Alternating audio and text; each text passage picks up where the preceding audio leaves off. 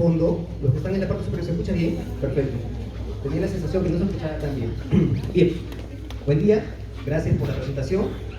Vamos a conversar, yo voy a hablar sobre el manejo del paciente politraumatizado pediátrico en la UCI. Sin embargo, el manejo del paciente politraumatizado pediátrico empieza en la emergencia, y vamos a ver. Estos son los lugares en los que trabajo, no tengo ningún conflicto de interés para esta ponencia. Dicen que las personas con las que trabajamos son nuestra segunda familia. Si eso es verdad, esta es mi segunda familia acá en el hospital. Esta es una foto de hace unos días en la cual celebrábamos los 25 años de creación de nuestra unidad. Todos estamos contentos. Aquí estoy yo con la vela, todos la reconocen. Y como en toda familia, cada uno tiene características bastante peculiares. En mi unidad hay algunos que prefieren o tienen cierta afinidad al shock séptico, otros se sienten mejor con pacientes neurocríticos, hay algunos que les gusta más la parte de nutrición pediátrica. Sin embargo, si hay un paciente que a todos nos motiva por igual, si hay un paciente que nos hace correr a las 4 de la madrugada a la emergencia con los pasadores desamarrados, si hay un paciente por el que hacemos todo para que entre rápidamente a la unidad, ese paciente se pone traumatizado. La razón es muy sencilla. Hemos tenido desde el 2022 hasta el momento 25 ingresos con diagnóstico de politraumatismo a la UCI pediátrica de nuestro hospital. De esos 25, 24 fueron prioridad 1, 24 eran chicos previamente sanos, sin ninguna comorbilidad, que estaban corriendo en la casa de un amigo y se golpearon la cabeza, que estaban corriendo en el techo de un familiar y se cayeron, o que estaban manejando bicicleta y fueron atropellados. Nosotros no podemos evitar la injuria primaria, no lo podemos, pero podemos y debemos hacer todo lo posible para evitar la injuria secundaria. Y para eso nos van a ayudar diferentes publicaciones que existen, hay múltiples guías al respecto. La más conocida tal vez es la TLS, que vamos a ir revisando de a pocos. Hay que seguir las guías. Sin la guía, corremos el riesgo de poder tener resultados bastante desfavorables, resultados que no quisiéramos tener, que queremos evitar. Con la guía, podemos hacer que ese capítulo triste, doloroso, de angustia de esa familia, puede ser un capítulo con un final feliz. Como les comentaba, tuvimos 25 ingresos, y politraumatismo se define como aquella lesión de un órgano blanco capaz de producir la muerte, o la lesión de dos órganos a la vez capaz de producir la muerte. Entonces, tuvimos 25 ingresos, 20 de ellos fueron con diagnóstico de TEC. Estos pacientes tuvieron una significancia del 2.5% con respecto al ingreso total, no es muy significativo para nosotros en realidad. 3 tuvieron accidente de tránsito, 1 fue traumatismo de cara y un traumatismo abdominal cerrado. En total fueron 25. Hace unos años llegó este caso a nuestra unidad. Era un paciente de 2 años 8 meses, previamente sano, que en un descuido de los padres alcanza la ventana del departamento que estaba ubicada en el 7º piso y se cae. Se cae sobre el jardín del primer piso, cae sobre unas macetas. Es auxiliado por los bomberos, lo encuentran inconsciente, lo llevan al hospital más cercano y es intubado. Luego lo refieren a nuestra unidad. Entonces, ¿cómo podemos abordar a este paciente de esta manera? Entonces, tenemos que pensar en las señales de muerte.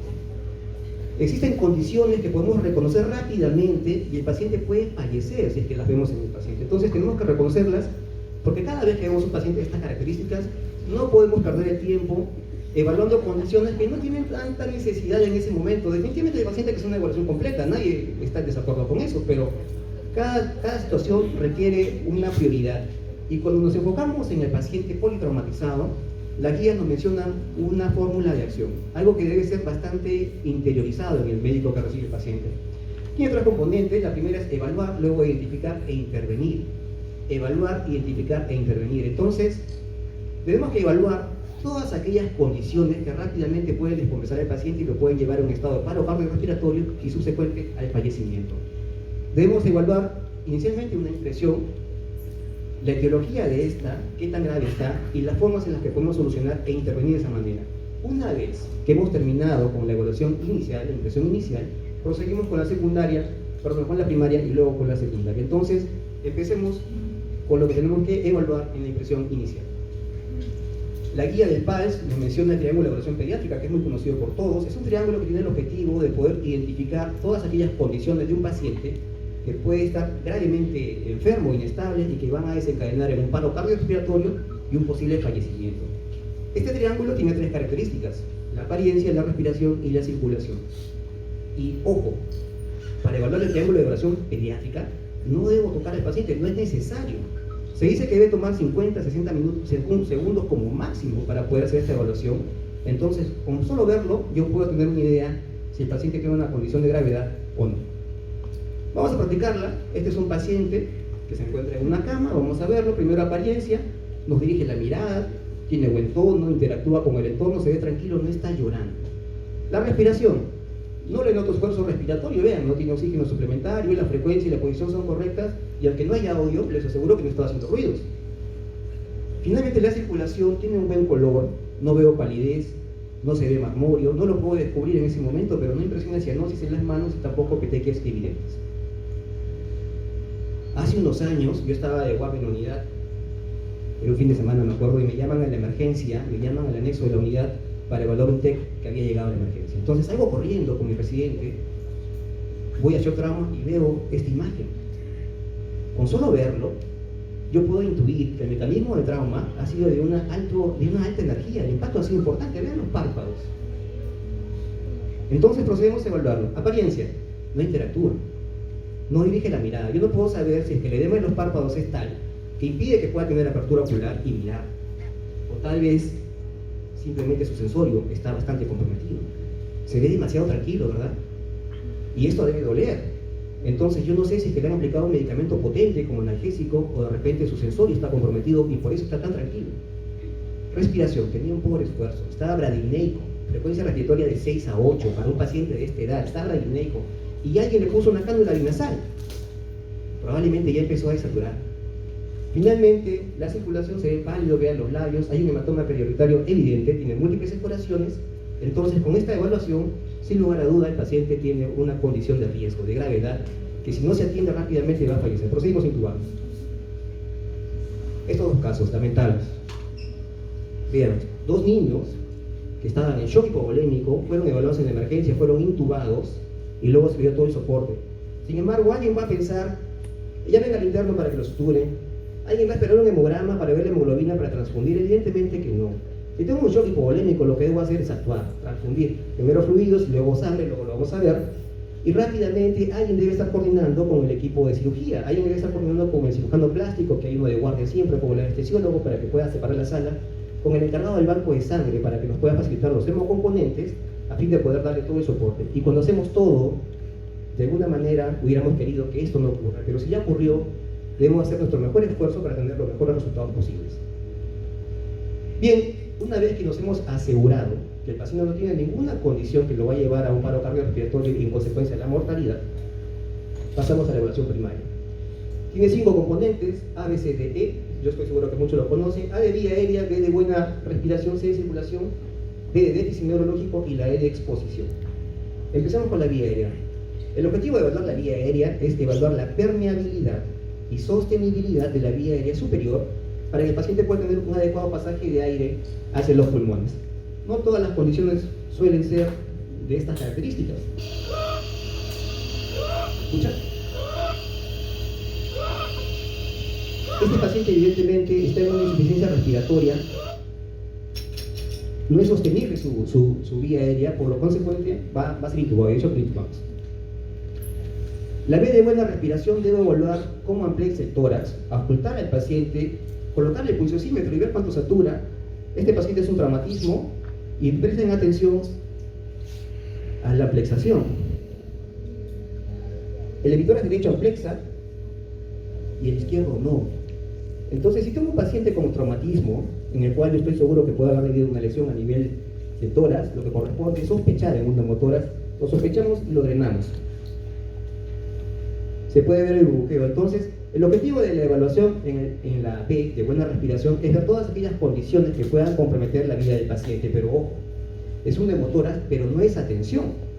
Porque si hubiera sido atención, el paciente hubiera estado en muy malas condiciones y lo que hubiera correspondido es drenarlo en la evaluación inicial, en la impresión inicial. No en este momento en el cual ya ha pasado algunos minutos.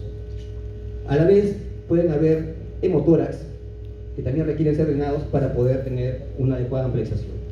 Pasamos a la C de circulación y hay que recordar que el gasto cardíaco depende de la frecuencia cardíaca por el volumen latido. Si tengo un paciente politraumatizado que está perdiendo sangre de manera constante en un volumen importante, lo que va a caer es que va a caer la volemia. Si cae la precarga, cae la volemia, cae el volumen latido Si cae volumen latido, cae el gasto cardíaco. ¿Y qué va a pasar? El paciente va a incrementar, su frecuencia cardíaca se va a taquicardizar para compensar esa pérdida de volumen. ¿Cómo sé que un paciente está taquicárdico o no lo está? Debo comparar sus valores de signos vitales considerados normales para cada grupo etario y de acuerdo a ello hacer la comparación. Si el paciente está taquicárdico en un politraumatizado, yo debo pensar de que está perdiendo sangre. Evidentemente se controla otras condiciones como dolor, ansiedad, angustia. Y ojo, el volumen de sangre cambia para cada paciente, de acuerdo al peso y la edad.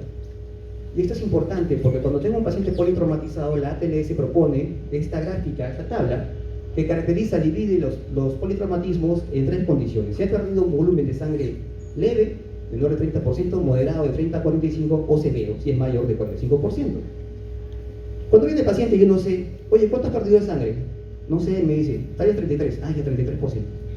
No, ¿verdad? Yo tengo que ver las características del examen físico y poder incluir en qué tabla, en qué parte se encuentra el paciente. Y propone 4 ventanas. La cardiovascular, en la cual el paciente en leve está taquicárdico, pero tiene pulsos periféricos, aunque son débiles.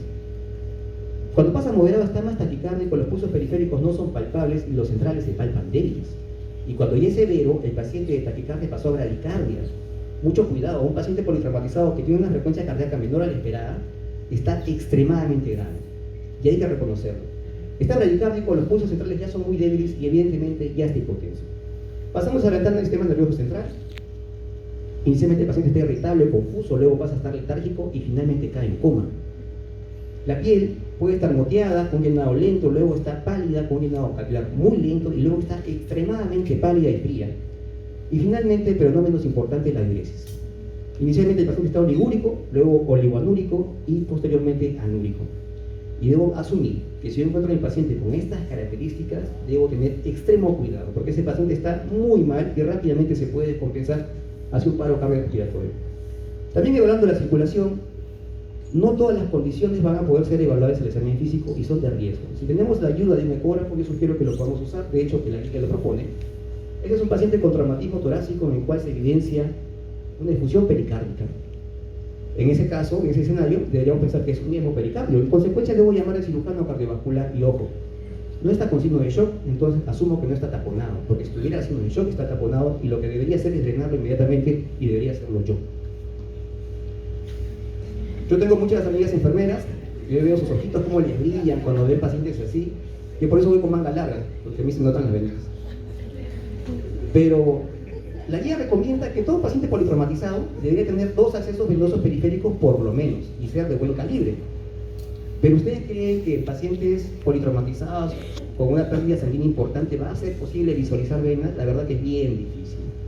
Y si son lactantes, peor todavía. Y la guía recomienda que usted tiene 3 minutos. 3 minutos, y algunas son más estrictas, dicen 90 segundos. Usted tiene 90 segundos desde intentar la primera canalización hasta conseguirla. Y si no la consigue, sin dudarlo, colocar una vía intraósea.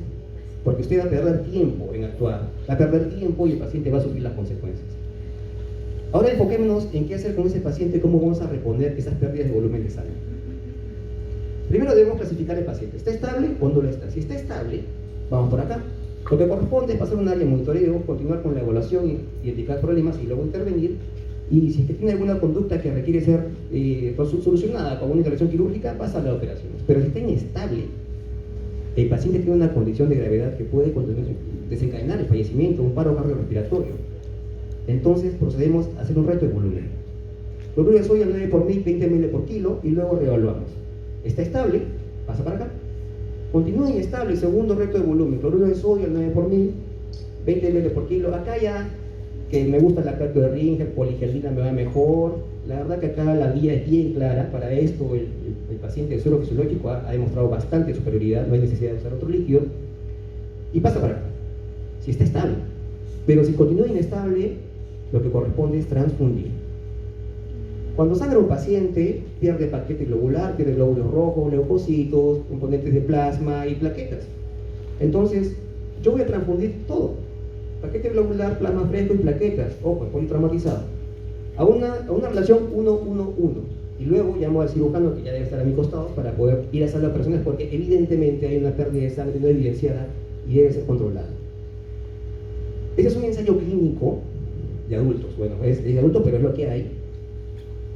que se llama bueno, ustedes saben que los ensayos clínicos, cuando se asume que van a ser legendarios, que van a ser clásicos, le ponen nombres pegajosos, nombres que puedan recordarse. Por ejemplo, el Corticus, que evalúa glucocorticoides en paciente crítico, el Sugar, sobre el control del azúcar, ¿no? El Ósilo y el Oscar de Bafo, Proceva, últimamente el Andrómeda, de Elena Hernández y bueno, y demás. Porque se asume que van a ser clásicos y la gente quiere que los recuerde, la gente quiere que pueda tener un nombre pegajoso, ¿no? Que tenga mucho flow. Pero no sé qué pasó acá. Yo entiendo que quisieron hacer con las iniciales de hepatitis globular y todo lo demás. Pero bueno, este estudio es un ensayo clínico y compara dos estrategias con adultos. Una estrategia de pasar 1-1-1, una relación de una unidad de plaquetas, una de plasma y una de paquete globular, en comparación a 1-1-2, una de plasma, una de plaquetas y 2 de paquete globular. En pacientes politraumatizados severos con pérdida sanguínea. Entonces, hicieron el ensayo clínico y vieron que no había diferencias en la mortalidad ni a las 24 horas ni a los 30 días. Entonces, si yo tengo un paciente que le puedo hacer una estrategia 1-1-1 versus una 1-1-2, y yo sé que no hay diferencia, ¿para qué lo voy a exponer a 2 unidades de paquete globular con todo lo que eso implica si es que con una unidad le va a ir igual de bien? Pero hay que tener alguna consideración acá. Son población adulta, manejan otros niveles de hemoglobina, no en nuestro país en el cual habitualmente hay pacientes con anemia. La guía también menciona que podemos usar el ácido tranexámico. El ácido tranexámico, que ustedes conocen, que tiene ayuda en pacientes que están con sangrado, lo valoraron en un estudio de Crash 2. Qué bonito, ¿no? ¿Qué diferencia? Crash 2. Paciente con politrauma, que voy a evaluar ácido tranexámico, Crash. Suena como a gol. Y evaluaron este ensayo clínico y fue un ensayo con evaluación económica, muy importante. Hicieron dos grupos, un grupo que le dieron ácido tranexámico y otro grupo que recibió placebo. Ambos tenían la condición de que eran pacientes con trauma, con necesidad de transfusiones porque tenían un trauma hemorrágico. Y vieron que sí había disminución en la mortalidad. El grupo que recibió ácido tranexámico le fue mejor en comparación al grupo que recibió placebo. Pero vean estos números, son extremadamente grandes, 10.000. 10.000 en este grupo y acá 10.000 también. 4.9% versus 5.7% es una diferencia bien chiquita. O sea, sí ayuda, pero el NNT es superior a 5, sin lugar a duda. Entonces, según esta evidencia, podríamos optar por iniciar ese tranexámico, pero ojo, solamente demostró beneficio cuando empezábamos en la primera hora de trauma. Y si no tengo la oportunidad de darle en la primera hora, hasta la tercera hora. Y había disminución en la mortalidad. Pero más allá de eso, no había beneficio. Ahora díganme ustedes, ¿quién tiene la posibilidad de recibir un paciente politraumatizado, de recibir el ácido tranexámico rápidamente en las primeras 3 horas? Bien difícil, la justa estará con la vía periférica, con suerte. Pero bueno, la guía manda eso. Ahora pasamos al déficit neurológico. Existen varias escalas, la escala ABI, la escala de coma de Glasgow. Acá apliquemos el Glasgow. Esta es una niña, vean, no tiene apertura ocular espontánea, le estaba llamando por su nombre, no tiene audio por ello, no responde a su nombre. Le hago el estímulo doloroso y recién tiene apertura ocular. Puntuación 2, 2 en apertura ocular. Respuesta verbal, 2 años y medio por si acaso. Le llamo por su nombre, le hago preguntas sencillas, tampoco me responde. La estimulo y solamente llanto. Sonidos incomprensibles, puntuación 2. Y cuando le hacía estímulo doloroso para valorar la respuesta motora, le encuentro un 4 porque solamente retiraba el dolor. Puntuación total, 8. 8 de Glasgow, fue intubada. Y eso debemos evaluar en el déficit neurológico. Pupilas, muy importante. Pupilas, acá hay una anisocoria importante, esta está bastante dilatada y acá por la luz tal vez no se ve. Pero si yo encuentro anisocoria en un paciente con traumatismo, debo pensar que hay una lesión ocupante de espacio en el cerebro. Una hemorragia intracraneal, tal vez un hematoma subdural, epidural, no lo sé.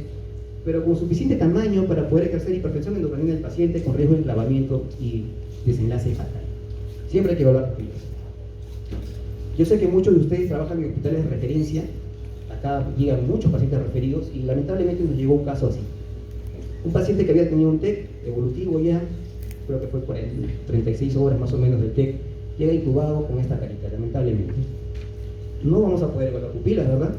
Pero existe una solución, la evaluación pupilar ecográfica. Entonces, protegemos el ojito con un tegader, colocamos un traductor lineal y tenemos esta imagen.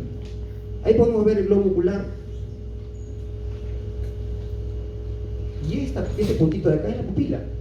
Hacemos una estimulación luminosa a este nivel intensa para poder atravesar el párpado, porque no podemos aperturar el ojito, y por el reflejo consensual vamos a poder evaluar el diámetro pupilar, si es igual o no, para poder descartar anisocoria, y si tiene reflejo consensual conservado o no, que acá lo tenía afortunadamente.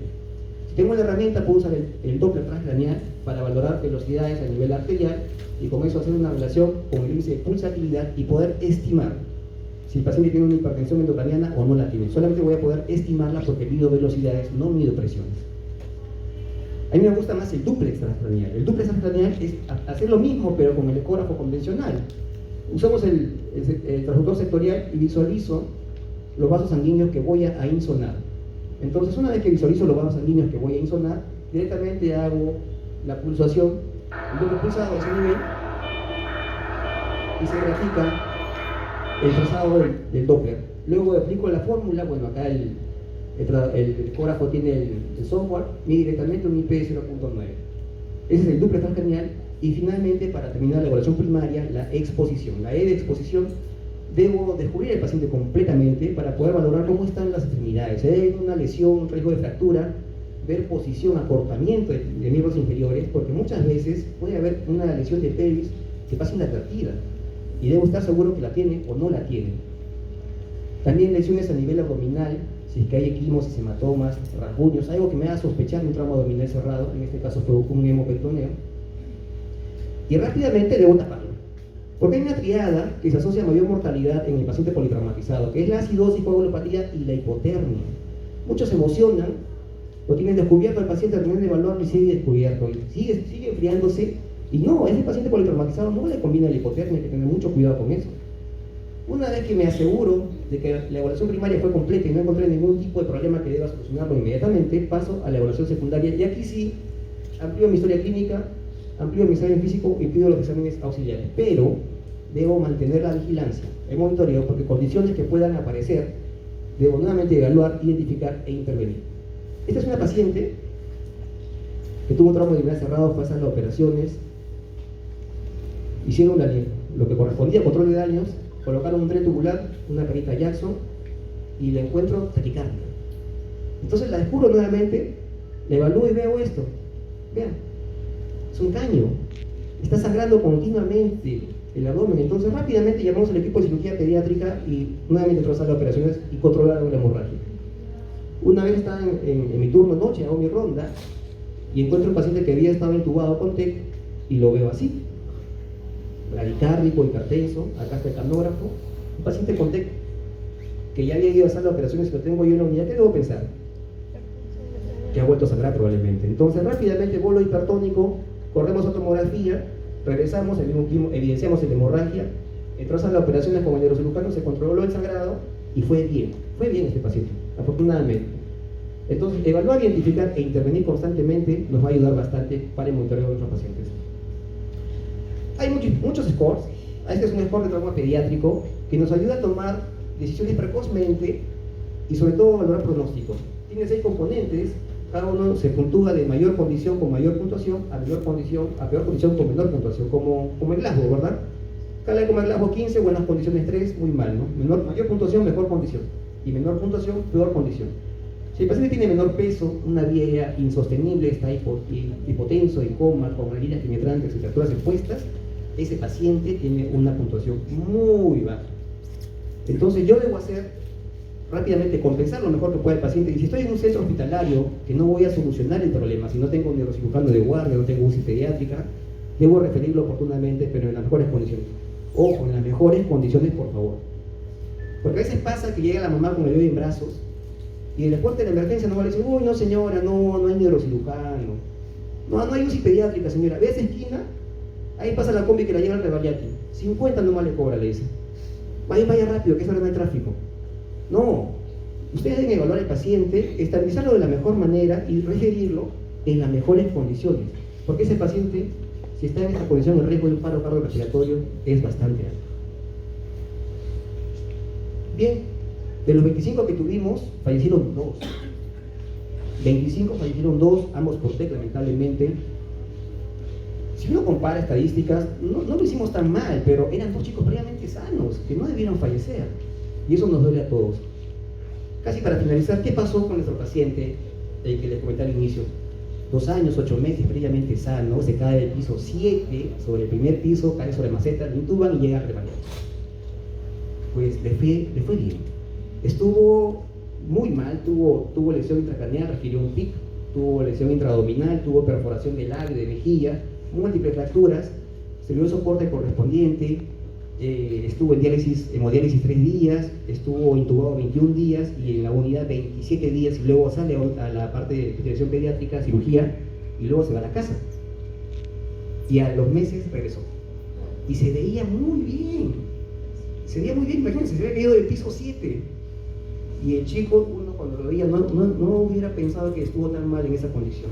Y es una alegría para todos, evidentemente. El chico estaba yendo a sus terapias de medicina física, que tenía fracturas. Creo que la mamá se mudó a un primer piso, solo por precaución. Pero fue muy bien.